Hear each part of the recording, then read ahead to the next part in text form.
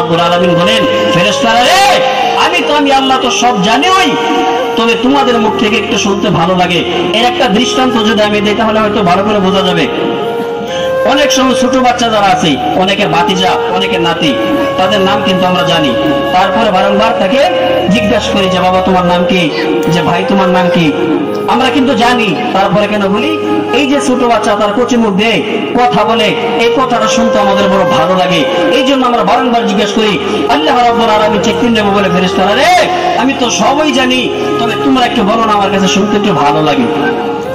এইবার ফেরেশতারা জবাব দেয়, আল্লাহ এগুলো তো আপনাকে পাওয়ার জন্য, জান্নাত এরকম ভাবে জান্নাত পাওয়ার জন্য, জাহান্নাম থেকে মুক্তি পাওয়ার জন্য। আল্লাহ রাব্বুল আলামিন বলেন, ও ফেরেশতারা, যেই বান্দারা তো আমাকে দেখে নাই, আমার জান্নাতও দেখে নাই, আমার জাহান্নামও দেখে নাই, এরা কি দেখছে? ফেরেশতারা বললেন, আল্লাহ দেখে নাই। এবারে ফেরেশতারা বলেন, আল্লাহ ইবাদত তো আমরাও করি, গোলামি তো আমরাও করি, রাত দিন 24 ঘন্টা তো ইবাদত সবসময় আমরা কাটায় দেই, তাহলে আপনার বান্দাদের এত প্রশংসা আপনি কেন করেন? এবার আল্লাহ রাব্বুল আলামিন বলেন, ফেরেশতারা রে, তোমরা যে দৈনিক এই 24টা ঘন্টা আমার ইবাদত করতে থাকো, তোমাদের ছেলে মেয়ে আছে? বলে না, নাই। আগামীকাল তোমার কাছে টাকা পাবে, পাওনাদার আসবে? বলে নাই। তোমার চাকরি আছে? বলে নাই। তোমার ব্যবসা বাণিজ্য কৃষি কাজ আছে? বলে নাই। যেই বান্দা ওখানে যায় দেখো, সাতেঙ্গা হাজি মার্কেটের ভিতরে তাকায় দেখো, এমন অনেক বান্দা আছে এরকম ভাবে পারিবারিক সমস্যা নিয়ে ওখানে বসে গেছে, আগামীকাল পাওনাদার টাকা নিতে আসবে, তারপর আমার বান্দারা মহব্বতে বসে গেছে।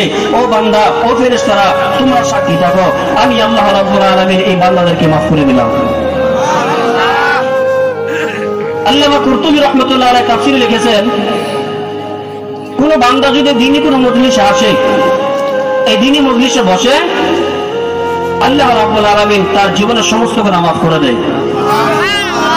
এইবার বলেন, গুনাহ মাফ হয় বলতে কোন গুনার কথা উল্লেখ করা হয়েছে? বলে এগুলো সগীরা গুনাহ।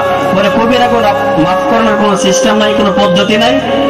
আল্লামা কুরতুবী রাহমাতুল্লাহ লিখছেন, কোন বান্দা যদি কোনো দ্বীনি মজলিসে বসে এরকম ভাবে কথা শুনে, কথা শেষ করার এরকম ভাবে শোনার পরে অনুতপ্ত হইয়া তওবা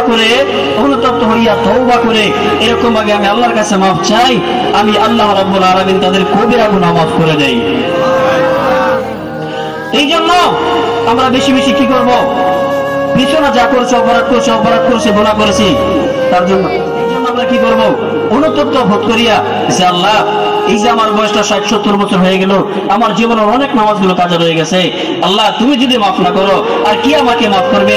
আল্লাহ তুমি যদি আমার রহম না করো আর কি আমাকে রহম করবে? একটা সন্তান হাজার অপরাধ করার পরে এরকম ভাবে যখন ঘরে ফিরে, এবার মা তাকে ঘর থেকে বার করে দেয়, ধমক দিয়ে দেয়। এবার রাতেও যখন গভীর হয়ে যায়, সন্তান ঘরে ঢোকে না, এবার মা একটা হারিকেন অথবা একটা টর্চ লাইট নিয়ে এরকম ভাবে সন্তানকে যেমন তালাশ করা শুরু করে দেয়। এই সন্তান যখন দরজার সামনে মা বলে ডাক দেয়, এমন কোন মা বাবা না যে সন্তানকে মাফ না করে পারে। আল্লাহ রাব্বুল আলামিন তো মা বাবার চেয়ে যার সাথে কোনো তুলনাই নাই, এমন এক দয়ালু।